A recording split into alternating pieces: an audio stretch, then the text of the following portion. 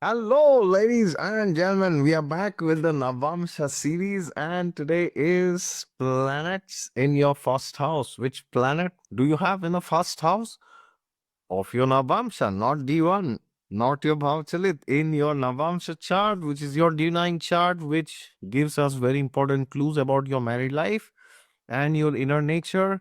If you have a planet in that chart's first house, then this is the video that you need to watch. But before I go ahead, disclaimer: the Navamsha chart is not directly the chart of your marriage, nor is it literally the chart of your spouse or your future spouse, nor the planet in the Navamsha chart.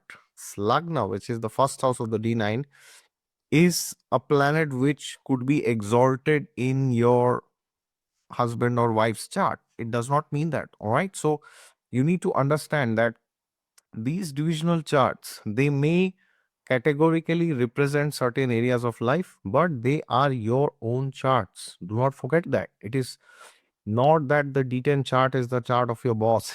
It's not like that. All right. So if you keep jumping like this, you will be very miserable, because this assumes that your career or marriage will always be a certain way, which is not correct, because the dashas will decide what will happen. So that's the first disclaimer. Disclaimer number two: do not directly jump into the D9 without checking the D1, which is your Lagna chart, and the Bhavchali chart, because the external events that occur in your life, they will be governed by the D1 and the Bhavchalit, and most importantly through the dashas. Okay, the dashas will manifest. But then the question arises, why should we look at the D9 if it is all about externals? Well, yes, we should look at the D9 because the D9 tells us who we are when nobody is watching us. Externally, we might, yes, we might have a good appearance, or, we may pretend to be very nice, right? Everybody does it. Nobody is an exception, including you and me. But the Navamsha tells us how different we are when we are internal, when we are alone, when there's nobody around us. Okay, so therefore, if a person has a relatively good D1, then the person is very good at faking things. Okay, and if the person has a good D9, the person may or may not fake it, but the person actually truly believes by what he or she stands. Okay, so therefore, a good D9 will give stability, will give predictability, and will give good relationship in general. Okay. But now, suppose your D1 is not very good. So then it means external situations may not be in your favor, but you will make the best use of a bad bargain. All right. So, therefore, in context of marriage, I would not say it's either this chart or that chart that wins, because if you have a good D1 and a very bad D9, then it means externally your married life is good, but internally there is no concept of marriage. You are done with your marriage. And if other way around, that is also not very good. So in my opinion, it is always recommended to have a reasonably good D1 and also a reasonably good D9 along with their own problems, rather than having a fantastic D1 and a terrible D9, or a fantastic D9 and a terrible D1. All right. So therefore, you can use this when you are checking charts for compatibility. Like the D9 chart should be reasonably good, or and including the D1 also should be reasonably good when you are looking for a husband or wife. Or else, if there are extreme elements in the chart, then you should discard that horoscope. You should not go ahead and meet that person, especially if you are looking for arranged marriage and if you are from India. All right. So therefore, look at the date of birth, which is numerology. Then you look at the D1 Lagna chart, Bhavchali chart. The Lagna chart will give you the conjunctions and the aspects, and the Bhavchali chart will give you the house placements and the lordships. Okay. And once you have looked at them, now you can jump into your Navamsha chart, and we are going to discuss the first house today. The first house is very important because it is like the initiator of your marriage, as you saw in the thumbnail. But disclaimer number three: if you are running the dasha of a planet in the first house of your D9, or the Lagna lord of your D9. So in your D9, if you are Taurus Lagna, so your Venus is the Lagna lord of your D9, or suppose you have Jupiter in Taurus or Jupiter in the first house in D9, it does not mean that in Jupiter Dasha or Venus Dasha you will get married. Okay, it does not mean that, but it can inspire you to get married because the D9 deals with things internally. So internally, you might want to get into a relationship or get married to somebody who identify with your dharmic path, because the D9 is it's like a magnification of the ninth house. So it tells us about our dharma basically. Okay, so therefore, if you have a planet in the first house of your D9, then either the planet is good or bad. The planet might inspire you to take things to the next level. All right, so this is what the planet does. And unless the change is there internally, there will be no change externally. All right. So here it is. We start off with the planets. And before that, if you are new to exotic astrology, don't forget to subscribe. And if you enjoy this content, don't forget to hit the thumbs up and on the notification bell so that you don't miss updates. And for personalized horoscope consultations, you can always go to my website down in the description section. God is there with you all the time. Just look to him and you will find him, irrespective of whichever planet is there in your D1 first, D9's first house. All right. Now, we go to the first planet, which is the king of all planets. It is the sun, after all, right? So, if you have sun in the first house of your D9, then people will generally say this is a difficult placement. But you need to understand where the difficulty can come and where the goodness can come. So, this is a very tricky placement because the sun gets exalted in the sign of Aries, and Aries is the original first house. But the Navamsha is like the chart of marriage. So it is like having a Venusian energy, and sun gets debilitated in the sign ruled by Venus, which is Libra. So this is a situation where there could be two possibilities. Where if your sun is well placed, which means sun is either in a fire sign or water sign, then uh, it means you are very true to yourself. You don't like to pretend to be somebody else. Okay, unless the sun is afflicted. If Rahu is afflicting the sun in the first house of D9, you may want to believe in this ideology, like fake it till you make it. But in general, people with sun in first house of D9, they are a bit true to and they're a bit honest about themselves, like honest in the sense like, okay, this is who I am and this is what is important for me, and there is no compromise with that. Okay, so because of this, there could be two possibilities. You are either going to want a spouse who completely aligns with you, like for example, you are a worshipper of Krishna, so you want you are a man, so you want a wife who is also a worshipper of Krishna, or you are no, you are a lady who worships Shiva, so you will want your husband who also worships Shiva, something like this. Okay, or you are a vegan, so you want your spouse also to be vegan. Now, this can be good because it can give you a clear approach. Okay, these are things which are important for me, my values, my systems, me, myself. When I say me, I mean my values. Okay. Now, is this good or bad? Well, this can be very good if your D1 is very good, in the sense like, you have a good marriage from the D1 and overall your D9 is good. Then it can be good because then it shows your probability to find a person with whom you share the same values, that is very high. Okay. But suppose your D1 is not very good and your dashas are not supportive, the 6th house, 10th house is indicated. Then, along with that, if you have displacement in your D9 in the first house, if you have sun, this can mean there are a lot of quarrels, fights because of difference of opinion, because of yeah, because you disagree with each other and there is some fundamental problem.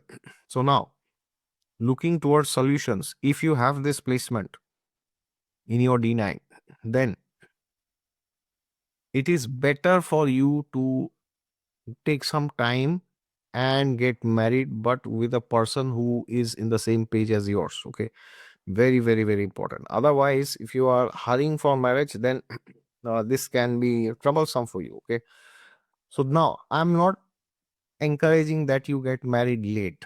I'm not saying don't get married in your 20s or 30s or 40s. I'm not saying that. I'm not saying, get married when you are 50. I'm not saying anything like that. But what I'm trying to tell you is take your time. It could be 20s, late 20s, or it could be 30, 32, 35, whatever it is. Take some time and then you get married, provided you can either compromise or adjust, or you find somebody with whom you share the same beliefs. Otherwise, there are chances that your married life may be disturbed, or you might also not want to stay with somebody. Now, whether there will be divorce or separation, that has to be seen from the D1. This placement is not a guarantee for divorce. Okay, but in general, just because you are not divorced does not mean you will necessarily having a bad marriage is also like something which is very nice. Okay, so therefore look for people with whom your value systems match, and then you will have a happy marriage. All right, so sun in the first house, wish you all the best, take care. Now we go to the moon, Chandrama. Moon is in the first house of your D9. Very interesting placement, right? Now, the the placement of moon in the first house of your D9 is very good for your mental health overall. Why? Because see, you have to understand what is the difference between sun and moon. The sun shows your kingdom, like oh yeah, I own this phone. Okay, this is my phone. This is my kingdom. I own this iMac. I own this light. I own this trackpad or a keyboard or whatever. I own this what is this copper glass. But how do I feel about the things that I own? Am I happy that this particular object is there in my life, or maybe this particular person is there in my life? So the moon is like, it's like a spectacles. It is like the spectacles, like what happens on in the front of the specs. If you put a red color, something red in color, you will see everything is red, right? You will see everything is green, you will see everything is blue or yellow, right? So it's like a filter basically. So this means if you have a moon in the first house of your D9, it basically means either good or bad, you you like to see everything in terms of your marriage through the lens of how are you feeling. For you, feeling good is very important when you are with somebody. It is less, it has less to do with morals, about ideals, about uh, looks. It has less to do with money and all these things, but it has to do with the feel good factor. So in this case, you you may be ready to stay with somebody who is not very good looking, or who is not very rich, or who is not very smart, but treats you well and you feel good with them. Okay, so this in general is a very good placement, because this can give you the power to judge the person for who they are, rather than just by seeing their externals. Okay, so if you have moon in the first house of your D9, then this categorically means that you you will value the person more than for what they can provide. Okay, like if a man has this, then the man may be like, okay, she should be a nice person, she should love me, care for me, and like I will provide for her or whatever. The lady is there, she will be like, okay, my husband should love me, care for me, and should be a good person. The money and looks and all these are not very important. So it is a great blessing to have the moon in the first house. So this is a good side. Now, if moon is badly placed, then it can mean that no matter what the other person does, you are never satisfied in your marriage, because moon is the mind. The mind is blocked. It is afflicted. So either. So basically what will happen is, no matter what the person does, it will satisfy you, or what you want, nobody will be able to do that in your marriage. Okay, this could be emotionally, physically, sexually, romantically, or financially, or whatever, it could be anything basically. Okay, but your partner will fail to please you. So if your spouse has this, your husband or your wife has moon in the first house of their D9 chart, then you need to understand that they might have considerably higher expectations from you. Again, it could be, that you pamper them, or you take care of them, you care for them, you please them sexually, or whatever. It's like material desire is endless. Okay, so you have to work a bit overtime. You have to work overtime. All right, so yeah, work overtime to please them, to make them happy. Okay, this could be difficult at times. So at the end, this placement depends on the dignity of the moon. So if the moon is well placed, then there will be heart to heart connection, or the person will desire at least. Now that happens or not, that will depend on the D1. But if it is afflicted, then too many expectations leading to bad emotional health. All right, take care. Now we go to Mars. What is going on with Mars? Mars in the first house of your D9. Now, this is again a very tricky situation, like the sun. Because Mars is originally the lord of Aries, which is the first house. But Navamsha is more about marriage. Okay. So in marriage, what happens? It is not about you, it's about somebody else also. Now, in this situation, what happens is, if you have Mars in the first house of your D9, then it can mean that you want your spouse to behave the way you want them to be. So now this is a bit different from the sun. Okay, when the sun is there, what happens is, you want the person to be of the same frequency and same ideals as yours. But if the relation, if they are not like that, then you kind of distance yourself. So either you become cold or you separate. But with Mars, it is not like that. Okay, if my wife or if my husband does not listen to me, does not abide by what I say, then you have a desire to punish the person. Okay, now how do you punish? Well, you may not like literally go and beat your spouse, but you may have this tendency to punish them through, silent treatment, or by withdrawing attention, or by not giving them sexual happiness or something like that. Okay, you may have this tendency.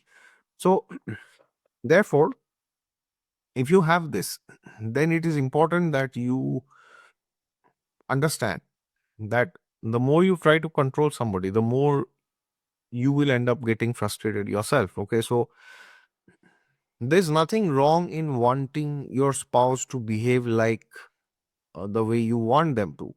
Nothing wrong. But when that becomes like a obsession, then that can be very detrimental. It can cause violence in your life, and that can cause ugra karma. Okay. Now, if Mars is well placed in your chart, which means Mars is placed either, no, it is in a fire sign, especially, then you might have a good tendency to protect your spouse.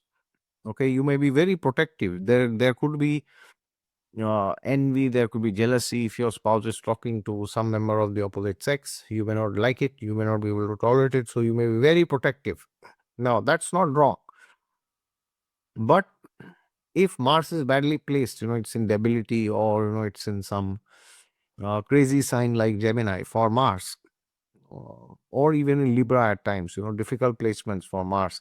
So then you may have this extreme behavior where suddenly you are like, oh, I will control my spouse, and then suddenly you are like, no, I don't care what you are doing, just do what you want.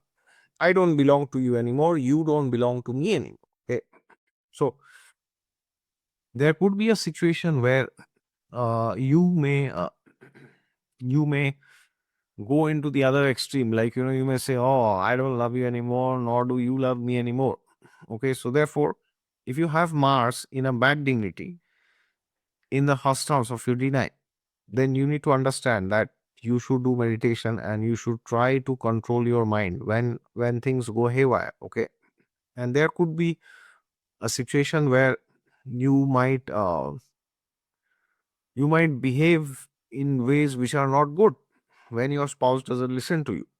Okay, now this is like a double-edged sword. Who should you marry? Should you marry somebody who always listens to you, or should you marry somebody who never listens to you? Now this is a very tricky question, because if you marry somebody who always listens to you, then you will have a tendency to bully that person, not value that person. And if you marry a person who never listens to you, uh, then you will not be able to stay with that person. So the answer is, you should stay with somebody who is sensible enough to make their own decisions, but is also ready to compromise according to your needs. Okay, so it means he or she should not always say yes, but should primarily identify with you and your position in the house. Okay, but at times when you are going wrong, the person should also have the courage to correct you and inspire you to change your course. All right, so Mars, take care. Now we go to Jupiter. Jupiter, Guru Maharaj in the first house of the D9. This can be very good, or this can be challenging. Now, when can this be good? See, this can be very good if you are a very spiritual person, which means if you do spiritual practices regularly, if you are involved with some sadhana, some spiritual community, some Ishta Devata, some any kind of scriptural tradition, you are reading the Bhagavad Gita every day. So then this can be very good for you, because this placement means you can go very high in your spiritual life. Now, when I say spiritual life, I don't mean as a celibate. I mean as a married person, as a grihastha. Okay, which means if you are a man, you can rise very high in your spiritual life along with your wife. So both of you together can climb very high in your life spiritually. So in that context, this is very good. But if you are not spiritual, then this can be difficult for you. This means now what can happen is there is clash of ideals, there is clash of morality. Oh, I think this is right, I think that is right. Oh, what do you think? You think that is wrong, this is right. So it's like saying, when you have this, for you to not become spiritual is like marital suicide. Okay, because otherwise what will happen is you will always be finding faults with each other, because Jupiter is the guru. The guru problem with the guru is the guru can sometimes believe that I am self-righteous. There is nobody more what is that, more correct than me. I'm like, I can never be wrong. So then what happens? Because of this, there are clashes, because guess what? Not everybody will agree to you. And when they don't agree, then you feel that that person is doing something wrong. Okay, even if maybe that person is not wrong in itself, in themselves, but you will feel as if they are behaving in ways that they should not behave. So because of this, what happens is you will start to undermine them. Okay, you will start to believe you are superior to them, because you feel you know everything about marriage. Okay, now what is the solution? Solution number one, maybe this is the first and the last solution, is to become serious about your spiritual life. Otherwise, your days in your marriage are numbered. Okay.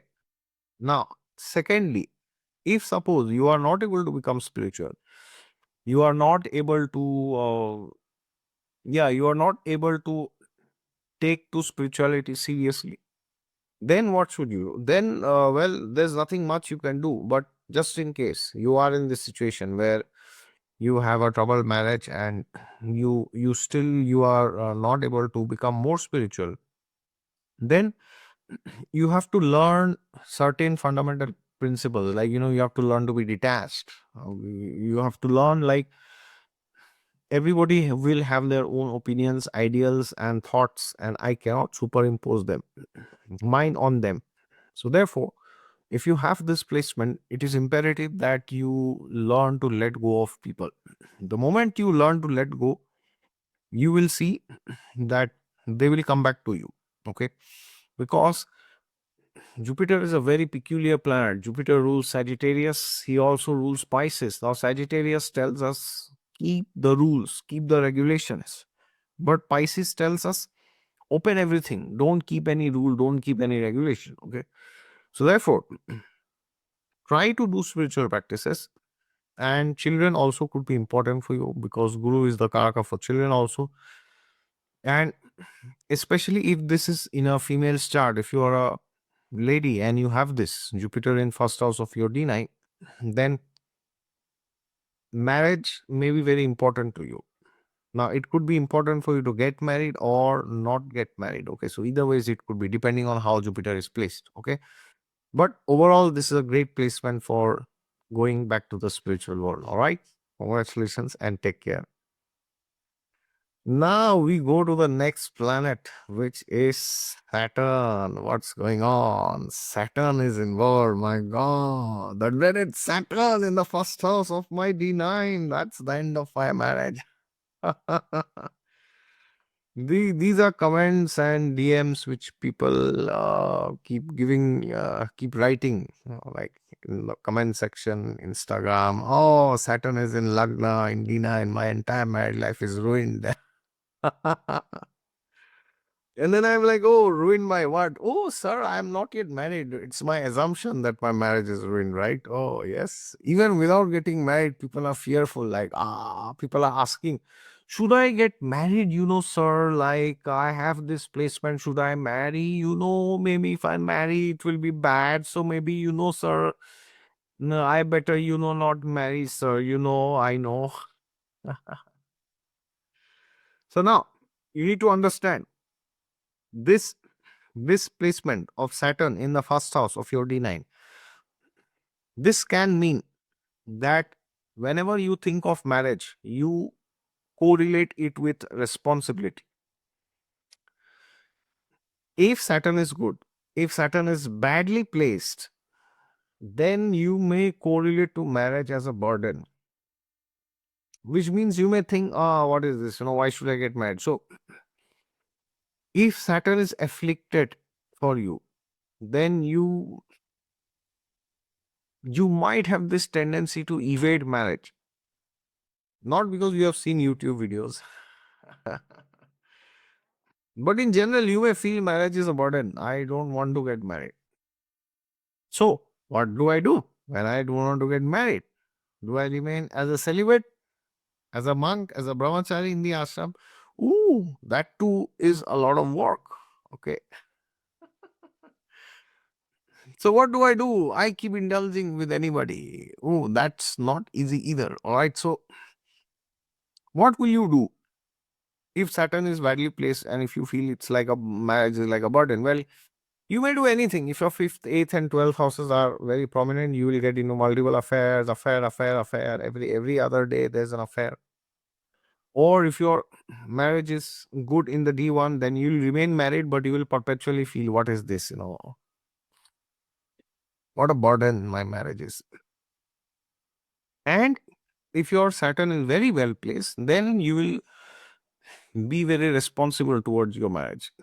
Now, being responsible does not mean it is boring, it is dull, it is bad, or no, it is like it's like a formal marriage. It does not mean that.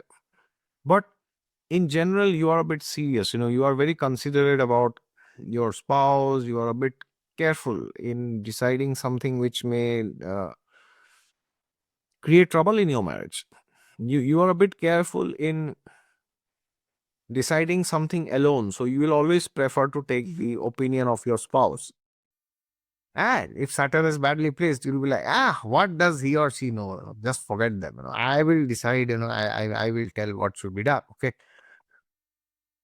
So this is a situation where you may you may value your spouse or you may completely devalue them depending on how Saturn is placed.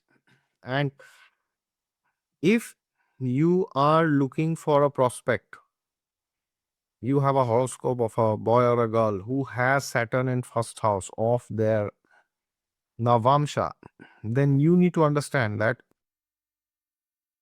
they should have a reasonably good D1. Otherwise, what will happen is their conception of marriage will change from responsibility to burden, or at least how Saturn is in their D9. And we know Saturn does good in earth signs, and then, yes, also in, air signs, reasonably good in earth signs also. So, but if Saturn is, in fire sign or water sign, trouble. Okay, like Saturn gets debilitated in Aries, then you may feel, this marriage is like, that rope of death, which is, like Pasika Phanda. In Bengalian, as means we say Golagroha, right? It is like, it's there, it's like shackles, and I can do nothing about it. Okay, so therefore, if you are looking to get married with a person who has this, then make sure the D1 and overall the D9 is reasonably good, or else tough times are ahead. All right, take care. All right. Now we go to Rahu, Rahu Maharaj in the first house of your D9 chart. What does this mean? This is a very interesting placement. Does this mean you will get married to a foreigner? Well, the answer is no. Does this mean you might want to get married to a foreigner? Well, could be. Not necessarily always, could be. Okay. Not that you should. So there are three things, Will my husband wife be a foreigner? Will I want a foreigner? Or should I look for a foreigner? Well, the third answer also is not necessarily. The answer is no. Now, so what does Rahu represent in the first house of the D9? Rahu represents that your thinking towards marriage is a bit off track. It's not necessarily non-traditional, but you are ready to accept certain things which may not be traditionally accepted. Now, this is interesting. If Rahu is well placed, now where is Rahu well placed? Rahu does great in earth signs. He also does great in air signs, right? He does not do very good in fire signs or water signs. Now, interesting. If you have Rahu in the first house, then you need to understand if Rahu is good, then you will be okay with certain things. Like, for example, you are staying in one country, your spouse is in another country. You may be okay with that temporarily. But if Rahu is badly placed, you may want to, if like there's some distance, it could be very difficult for you to continue your marriage. Okay, because you might be attracted to somebody else, tempted towards somebody else. So, and then you may justify it. Oh, it's okay, I'm in a situation ship, I'm in this ship, that ship. In Kaliuga, only ship is sinking ship. The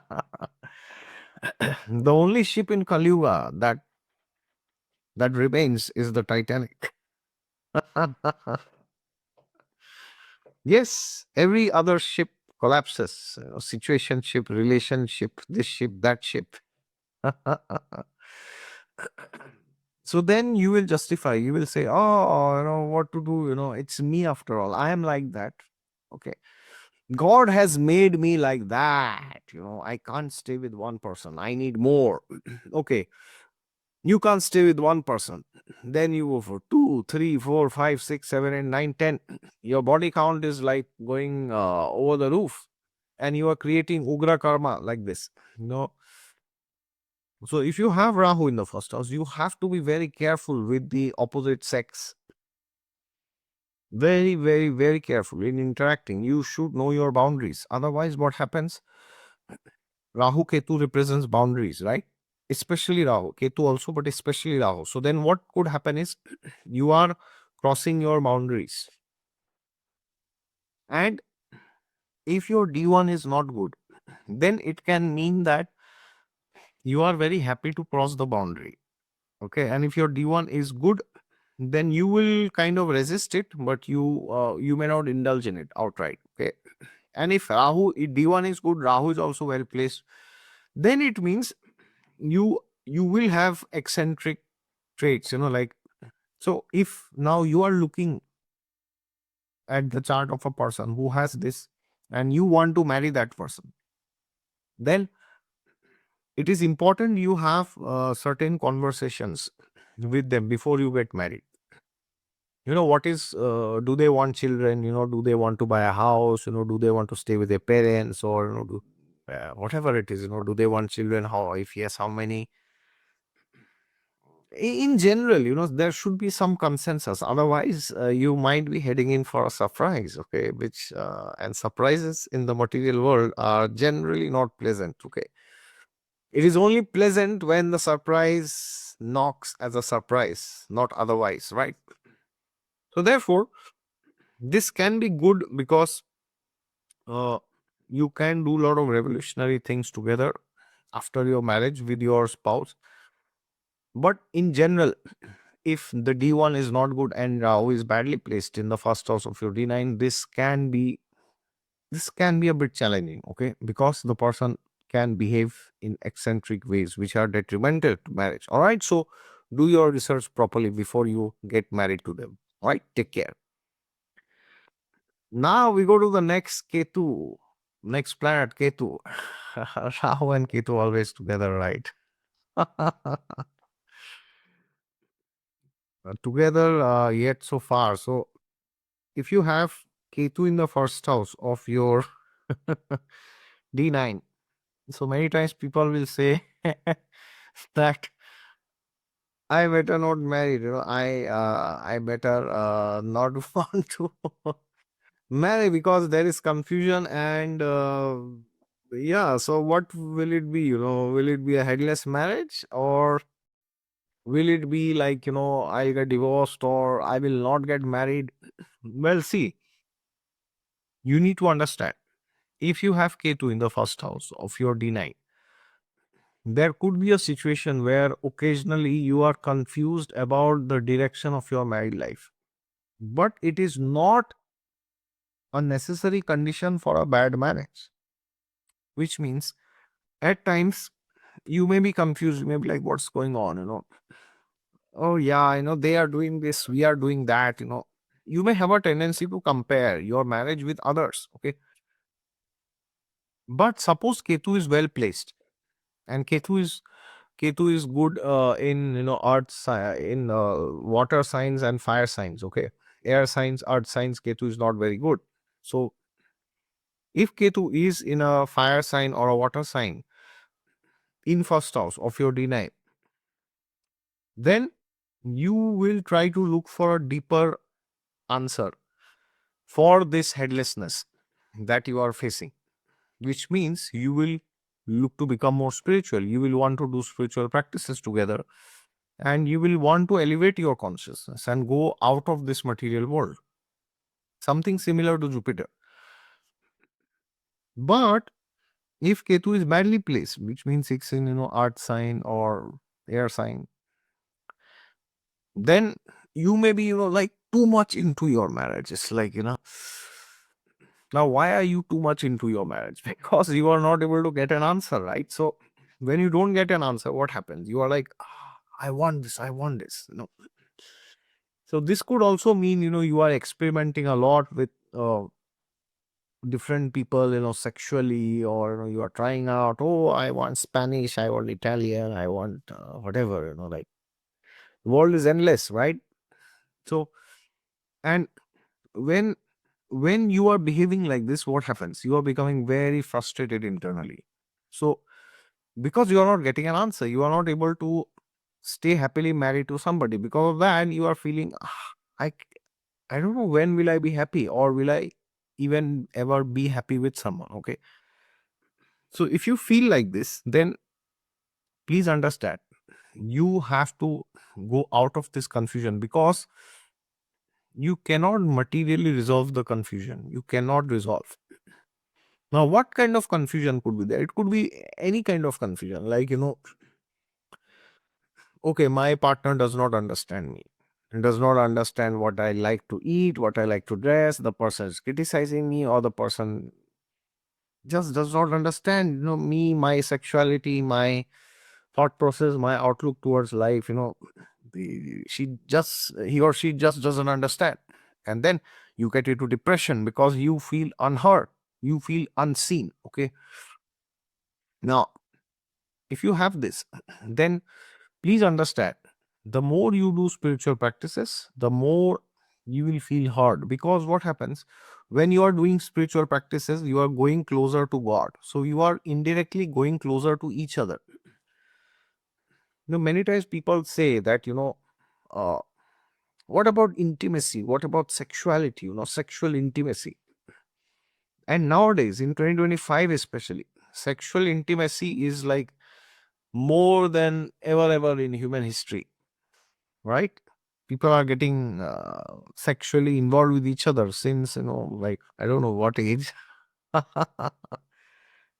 But still, they are not happy. The marriages are breaking apart, relationships are falling apart.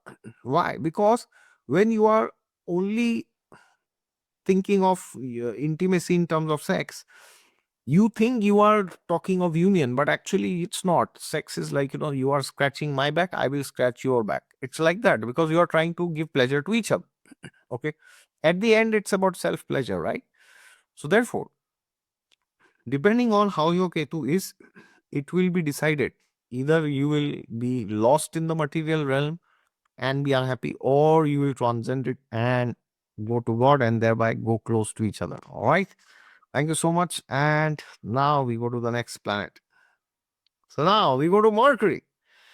Mercury is a tricky planet. Why? Because he gets debilitated. Yeah. Now where Venus gets exalted. And Navamsha is about marriage and spirituality, but more like, when you are alone. So now, does it mean if Mercury is in first house of D9, you will be too calculative about your marriage? You will want to marry a rich person? Well, could be, but not necessarily. See, I'll tell you what happens.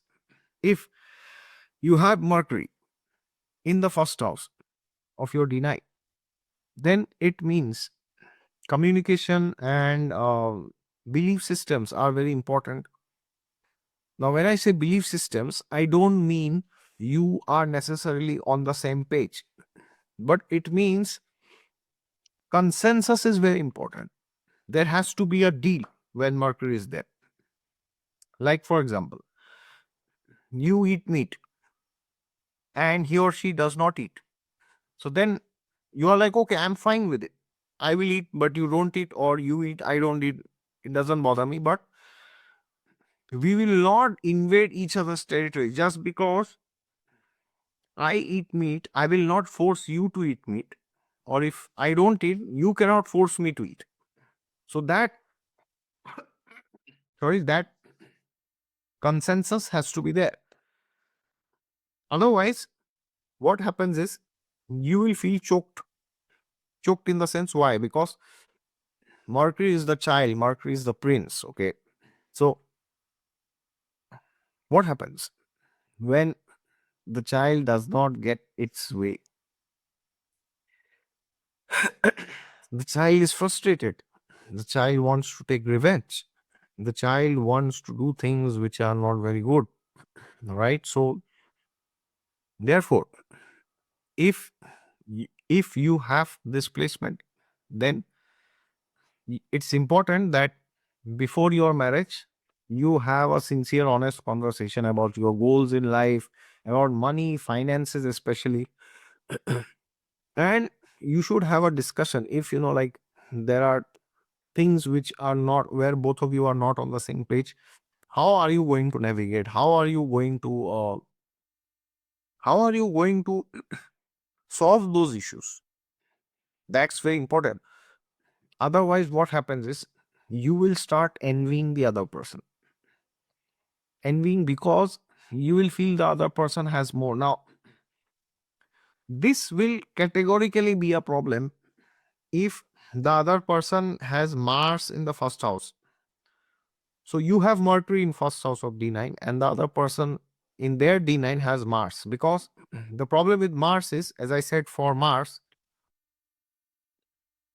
you will want to control your spouse, which means if your husband wife has that, they will want you to be like them or be under them. But for you with Mercury in D9 Lagna, you will feel this is difficult. I have not been heard. Okay, I am not being listened. I'm not being seen. I'm not being valued. I'm not being appreciated. I'm not being loved. I'm not being cared. I'm not being considered. So this can be difficult. So one red signal for you is if you are looking to marry somebody, like arranged marriage, and you have Mercury in the D9 first house and they have Mars, then please have good number of meetings before you decide. Okay. And the good thing about you is you are ready to make sacrifices, you are ready to compromise. That's the good thing. But if you don't get it, uh, then there could be havoc in your relationship. So for you, the best principle is prevention is better than cure. Because once you get married, there is not much change that you can do. Okay. So therefore, if you have this, then honest conversation before marriage is essential. But what to do if you are already married now? You can't have any new conversation. So within that, you have to try to settle. But you need to understand if you are only in a one-sided marriage, or it may be very difficult for you. Okay, so do your best, talk things out, and leave rest to God. Okay, but in general, this is a good placement. Take care. Now we go to the most important planet. Oh my God, Venus. The Atma Karaka of the Navamsha chart. Venus is in the first house of your D9. Oh wow, that's a great blessing. Maybe I'll be too much after the opposite sex. What is it? So the answer is very simple. If Venus is in the first house of your D9 and Venus is well placed, which means Venus is either in earth sign or air signs, and your D1 and D9, they are reasonably good, then this is a fantastic placement, maybe the best placement. Because then you will have perpetual, I don't know, perpetual is not a good word. You will have this constant admiration about your spouse, for your spouse. Now, admiration not in terms of sexuality only, but in general, you will have loving bond, romance, and you'll have a good sex life. You'll have a reasonably good luxurious life, depending on other factors also. Luxury depends on so many other things, not just Venus.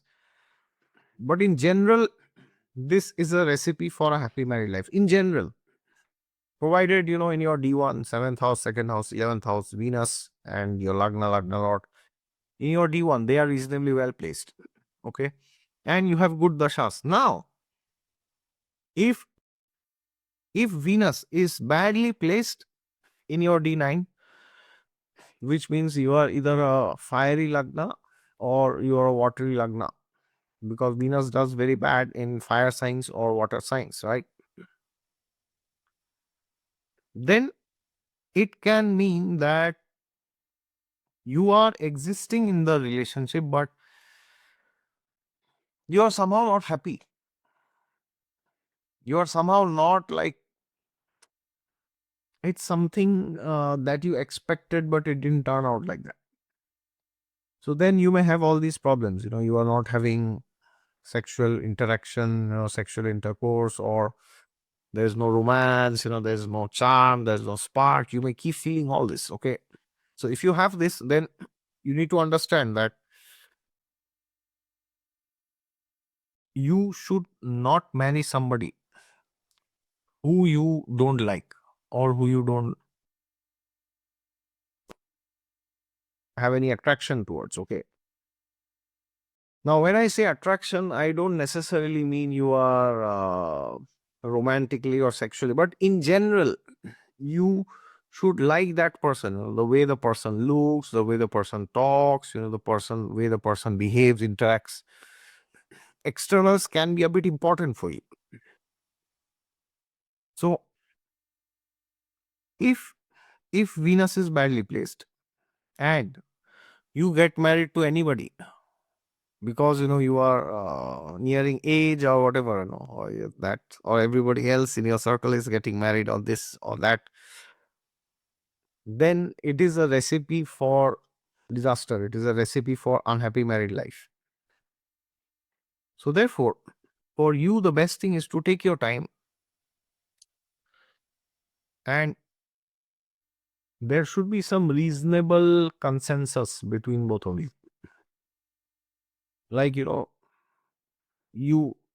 should feel happy when that person is around you, and you may be a bit conscious of how that person is looking with me or how I am looking with that person.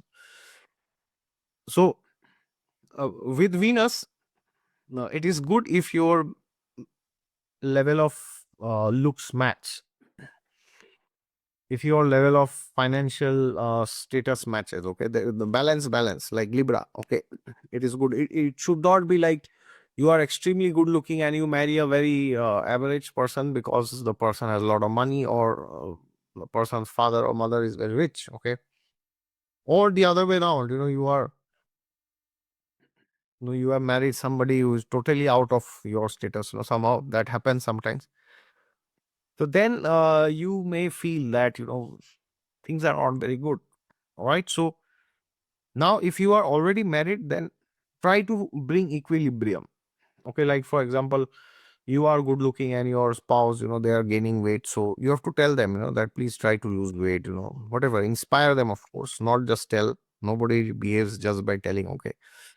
So yes, if you are doing job, you may want that person also does job. Or either ways, there should be some consensus and there should be similarity. Okay, in the status and appearance. All right. So I hope this helps you. And if you want a personalized consultation, you will find my website down below. God is there with you all the time. Just look to him and you'll find him.